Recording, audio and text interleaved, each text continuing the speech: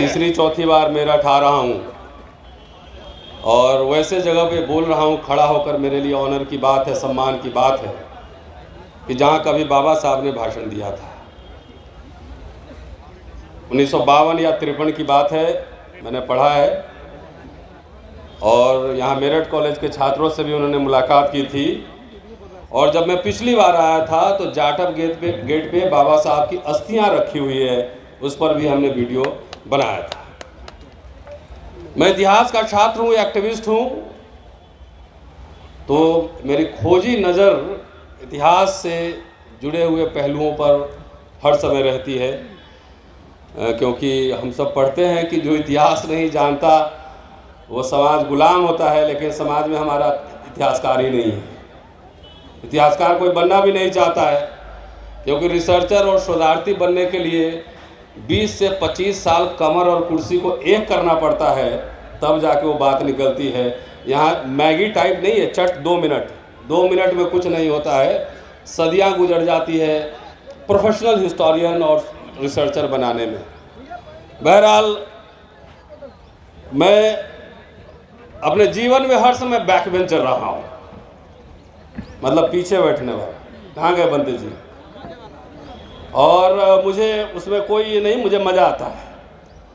और मैं जब किसी भी प्रोग्राम में जाता हूँ तो एज ए एक्टिविस्ट, आम आदमी, आम इंसान, जब अगर 2 घंटा बैठाएंगे मुझे मंच पर, तो मुझे लगता है कि मुझे सज़ा मिली है।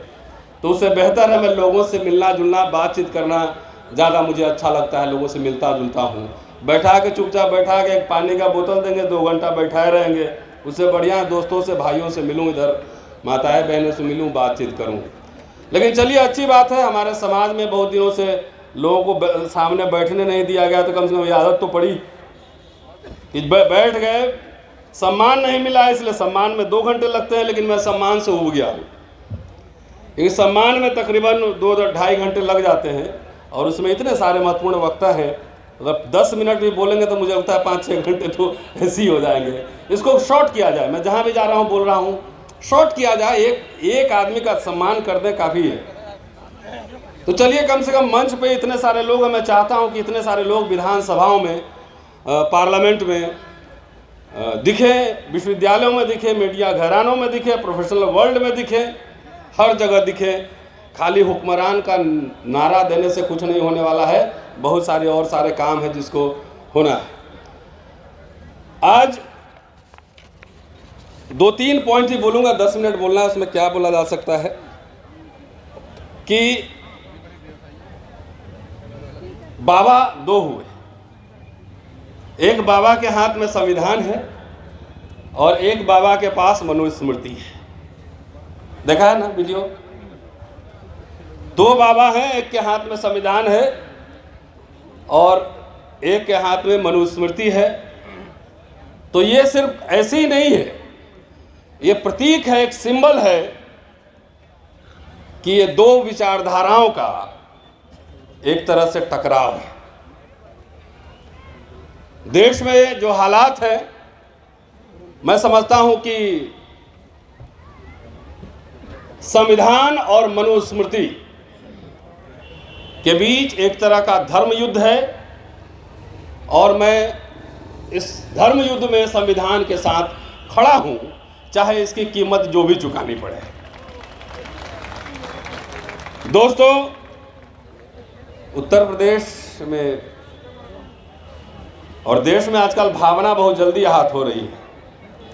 अभी एक पार्लियामेंट स्ट्रीट थाने में भी एक आदमी ने शिकायत की है कि शिवरात्रि के दिन बाबा साहब के सामने उस संतरा वाला जो है शिवलिंग लगा दिया, इससे हमारी भावना आहत हो गई।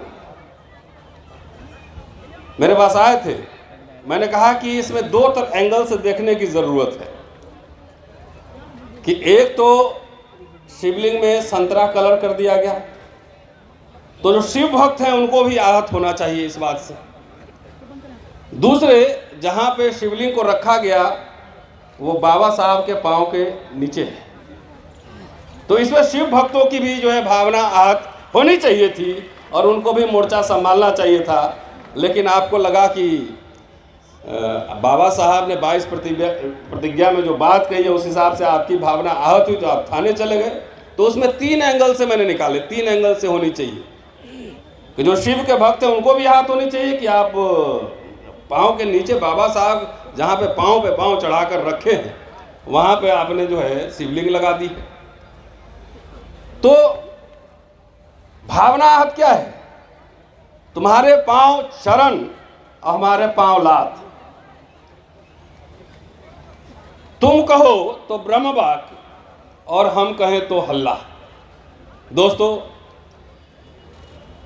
आज चूंकि धम्म महोत्सव है, सम्मेलन है, और इसमें मुझे बोलना चाहिए था कम से कम डॉक्टर अंबेडकर और बुद्धिज्म पर आधा घंटा, लेकिन जो बहुत सारे चिंतन मनन की बातें 25, 30, 50 लोगों के बीच होती है, जब बहुत सारे लोग हों तो उसमें तो ऐसी बात कही जाती है जिसमें कि सब लोगों को अच्छा लगे, थोड़ा गुदगुदी लगे, है ना, वो दिमाग में कम दिल में ज़्यादा जाए। तो ऐसी बातें यहाँ पे कहनी होती है, इसलिए वक्ताओं की भी मजबूरी होती है। अभी भंते जी ने कहा कि हमारे लोग अपने लोग की ही आलोचना करते हैं, शिकायत करते हैं। तो शिकायत, आलोचना और समीक्षा में अंतर होता है। बाबा साहब भी बहुत सारे अपने लोग, कोट अनकोट, कौन है अपने लोग? सिर्फ एक जाति, एक समुदाय में पैदा होने वाले अपने लोग होते हैं, या अपने लोग विचारधारा से बनते हैं? आज ही मैं पढ़ रहा था डॉक्टर अंबेडकर का 1940 का भाषण। वो महार, मांग और चमार कुछ एड्रेस कर रहे थे, और वो पढ़िए 1940 का भाषण कि अपने लोग का मतलब हम लोगों ने इतना नैरो बना लिया है कि अपने लोग का मतलब हम लोग जाति से और समुदाय से समझने लगे। जो लोग हमारे जाति और समुदाय में जो पैदा हुए और मनुस्मृति के साथ खड़े हैं, क्या वे अपने लोग होंगे? चाहे मेरा भाई क्यों न हो, मेरे घर के मेंबर क्यों नहीं, जब दो विचारधाराओं के बीच यह एक तरह का धर्म युद्ध है, तो अपने लोग इस बात से निर्धारित किए जाएंगे कि कौन किस तरफ खड़ा है। राहुल सांकृत्यायन को आप कहां रखेंगे? आज की जो अस्मिता की राजनीति है और अपने लोग को पहचानने की जो बात है, राहुल सांकृत्यायन को कहां रखेंगे? डॉक्टर अंबेडकर के कॉलेज में बहुत ब्राह्मण टीचर भी थे, उनके दोस्त भी थे। इमारत फंड में जब उन्होंने 2.25 लाख रुपए इकट्ठा किए मुंबई में एक इमारत बनवाने के लिए, तो 1 लाख तो उनके ब्राह्मण दोस्तों ने दिया, तो अपर कास्ट के दोस्तों ने दिया। तो अपने लोग को उसकी समीक्षा जरूरी है, और इसलिए जरूरी है कि आजकल मैं समीक्षा कर रहा हूं कि जब अपने लोग के नाम पर हमारे लोगों को गलत इतिहास पढ़ाई जाए, गलत दिशा में भेजा जाए, सिर्फ भाषण और नारा दिया जाए, तो ऐसे समय में हमारे जैसे आम लोगों की जिम्मेदारी है कि अपने लोगों की समीक्षा करें और समाज को सही इतिहास, सही सूचना की जानकारी दें। अपने लोग का एक बड़ा नेता है आजकल, बहुत लंबा लंबा बोलता है, वो कहता है करोड़ों रुपया चंदा इकट्ठा करते हैं। उससे एक पत्रकार ने पूछा कि बहुत लोग सवाल उठा रहे हैं कि स्कूल, कॉलेज, यूनिवर्सिटी नहीं खोले, तो उस नेताजी का कहना था, सोच लीजिए जरा बुद्धि, कि सरकार, ये तो सरकार का काम है। आजादी के पहले लोग अपना स्कूल, कॉलेज, यूनिवर्सिटी खोलते थे, तो सरकार का काम है, हमारा काम नहीं है। अगर बात तो सही है कि सरकार का काम है, लेकिन सरकार अगर शिक्षा से अपनी हाथ पीछे खींच ले तो इसका जवाब बताओ।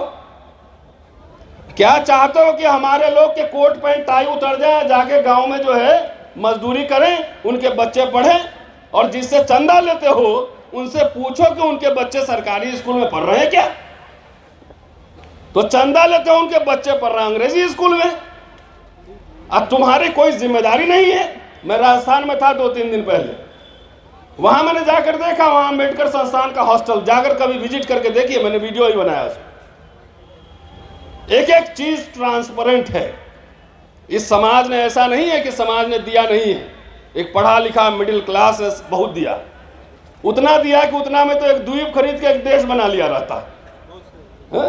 लेकिन भाषण देंगे, और आप लोग को भी ये कह रहा हूं कि आप लोग गुदगुदी वाला भाषण में ताली पीटने का आदत छोड़ दीजिए। इस देश का हुक्मरान बनना है तो ताली लग रहा है, कैसे बनना है जरा बताना। यूरेशिया भेज देंगे, ब्राह्मण को विदेश भेज देंगे, विदेशी है, कैसे भेजोगे बताना जरा। पाकिस्तान से बात किए हो, बड़ा टफ ऑर्डर है। अफगानिस्तान से बात किए हो, टफ बॉर्डर है। ये फालतू के नारों से बचो। बाबा साहब की पूरी किताब पढ़ लीजिए। जो लोग पूरा आंदोलन चला रहे हैं कि ये विदेशी है, ये मूल निवासी है और कुछ नहीं, आपको गुमराह करके आपसे चंदा वसूल रहा है। मूल निवासी का पूरा कॉन्सेप्ट जब संविधान बन गया तो वो खत्म हो गया। कौन भारत का सिटीजन है? The question of citizenship has already been decided. कौन भारत का जो है सिटीजन है, बाबा साहब ने ऑलरेडी डिसाइड संविधान में किया हुआ। तब एक नया डिस्कोर्स खड़ा करना, इसका मतलब आपको दिखाना कि देखो ऊपर कौवा है, ऊपर देखे कौवा, हाथ से रोटी छीन लिया। तो गुदगुदी वाला भाषण सुन के खूब ताली बजा रहे हैं, सरकार बना देंगे, ये कर देंगे। अरे पांव के नीचे से जमीन खिसक गई है। 10-20 साल ठहर जाइए। जितने पढ़े लिखे बाबू लोग हैं ना, बेटी के ब्याह करने के लिए जो है लड़के नहीं मिलेंगे। दावे के साथ कह रहा हूं, नोट कर लेना। इसलिए कि सारे कुछ निजीकरण हो रहे हैं। स्कूल, कॉलेज, यूनिवर्सिटी, जिस आरक्षण से एक मिडिल क्लास तैयार हो रहा था, उसको पूरा नेस्तनाबूद कर रहा है। पार्लियामेंट नहीं घेरेंगे, सड़क पे नहीं उतरेंगे, कुछ नहीं करेंगे इस मुद्दे पर। शिक्षा खत्म है, रोजगार खत्म है, बेरोजगारी है, इस पे बात नहीं होगी। खाली किस पे बात होगी? हुक्मरान बनना है, संसद के गुंबद पे बैठ के झंडा फहराना है और वहां से दूरबीन से अफगानिस्तान तक का शासन करना है। कितना अच्छा लगता है आप लोग को सुनने में?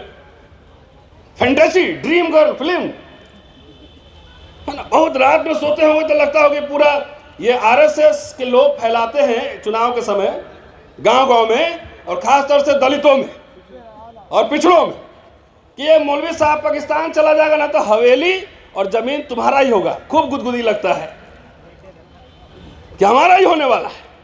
आज तक 4 मुसलमान को पाकिस्तान भेज पाए हैं। उसी तरह उसका एक दूसरा चैप्टर है, दूसरा पहलू, दलित एडिशन आरएसएस का। वो सारी एनर्जी इसी में लगा रहा है कि इसको यूरोशिया भेज देंगे, ब्राह्मण विदेशी है, और आप गुदगुदी हो जाती है कि चले जाएंगे तो सारा माल हमारा होगा। तो ये दीवा स्वप्न हटा दीजिए। कोई कहीं नहीं जा रहा है। जो इस देश में पैदा हुआ है यही रहेगा। असली लड़ाई आत्मसम्मान, स्वाभिमान, सम्मान के साथ जीने की है। संसाधन में भागीदारी है, शिक्षा है, स्वास्थ्य है, यूनिवर्सिटी है, कॉलेज है। ये नहीं है। इतना बड़े बड़े पंडाल देश भर में कार्यक्रम हो रहे हैं। आज मैं इस मंच से यह आह्वान कर रहा हूं कि अगर आज बीजेपी आरएसएस शासन में है तो राजनीति और चुनाव की वजह से नहीं। उनके स्कूल, कॉलेज, यूनिवर्सिटीज, संस्थाएं खुली हैं, उसमें लीडर पैदा होते हैं। चुनाव तो खाली बाई प्रोडक्ट है। इतने सारे बाबा साहब के एक दिन जयंती नहीं मनाएंगे, बड़े बड़े पंडाल लगा के, तो क्या हो जाएगा? बाबा साहब का महत्व कम हो जाएगा क्या? ये तो 10 साल में ज्यादा हुआ। इतने पैसे बचा लीजिए और सारे पैसे बचा के एक ऑक्सफोर्ड के टक्कर का यूनिवर्सिटी खोलिए ना, नेता वहां से पैदा होगा, तब हुक्मरान बनेंगे। एक जेएनयू अपना खोलिए ना, तो हमारे नेता और चंदाखोर और धंधाखोर के एजेंडा में ये बात नहीं है। वो समझता है कि खाली चुनाव जीत के हुक्मरान बनेंगे। अरे एक सीए तो ढंग का है नहीं आपके समाज में, तो खीरा चोरी के आरोप में जेल चले जाओगे। हीरा चोरी इंग्लैंड में फोटो खिंचवाता है, हवेली में रहता है, तो हवा में मत उड़िए। सुजीत बैठा हुआ है अपने समाज का, वहाँ भानु प्रताप जी बैठे हुए हैं। 10-20 लॉयर है जो गाउन फहरा के जाके चीफ जस्टिस कोर्ट में अंग्रेजी में बहस करता हो। हुक्मरान बन लोगे? कैसे बनो? ये गलतफहमी पालिया। आज से जाइए, सोचिए। ये मीठा दवाई हम नहीं देते हैं, कड़वी दवाई देते। जाके सोचिए कि आप जो पैसा खर्च कर रहे हैं, आपका बच्चा अंग्रेजी स्कूल में पढ़ रहा है कि नहीं पढ़ रहा है। और भक्ति और डांस करने से ज़्यादा बेहतर है अंग्रेजी देवी को सलाम कीजिए, उनकी पूजा कीजिए। अंग्रेजी नहीं पढ़िएगा तो भक्त होके खाली डीजे पे डांस करते रहिएगा और कुछ नहीं कर पाइएगा। ये बात कहने आया हूँ, दिमाग पे जोर दीजिए। मुश्किल काम में थोड़ा एनर्जी लगता है और मीठा मीठा लड्डू घप घप खा लेते हैं। और नीम का जो है कुछ मिलेगा बना के तो थोड़ा सा कड़वा लगता है, हम लोग नीम है। अगर बाबा साहब के पूरे अंतिम बात कह रहा हूँ, बाबा साहब में खूब नारे लग रहे हैं। बाबा साहब के राइटिंग्स पढ़िए। मैं महाराष्ट्र में जाता हूँ तो बाबा साहब के ऊपर बोलने से पहले 3 मिनट तो उनके गुणगान में महाकारुणिक, महाबोधि, तमाम तरह की बात होती। और बाबा साहब खुद ही भाइयों और बहनों से संबोधन शुरू करते थे और बोलने में ज़्यादा, काम की बात करने में ज़्यादा वक्त लगाते थे। बाबा साहब को अगर पढ़ेंगे, उनको देखेंगे तो उसमें 2 चीज़ स्पष्ट रूप से दिखेगा। एक तरफ बुद्ध और एक तरफ कार्ल मार्क्स, और दोनों को अगर हटा के बाबा साहब को समझेंगे, बाबा साहब का बी भी ना समझ पाएंगे। कार्ल मार्क्स, बुद्धा, कबीर, पूरा दर्शन पढ़िए। वो स्टेट सोशलिज्म की बात कर रहे हैं, जो धर्म की प्रचार की बात कर रहे हैं। ये समय नहीं है, 1954 में रंगून का भाषण है कि बौद्धिज्म और धम्म जो है ये अपने आप घर में नहीं जाएगा, भंते जी लोग सबको घूम घूम के प्रचार करना पड़ेगा। इसका फॉर्मूला उन्होंने दिया हुआ है। शुक्रिया साथियों, फिर कभी मौका मिलेगा तो विस्तार से।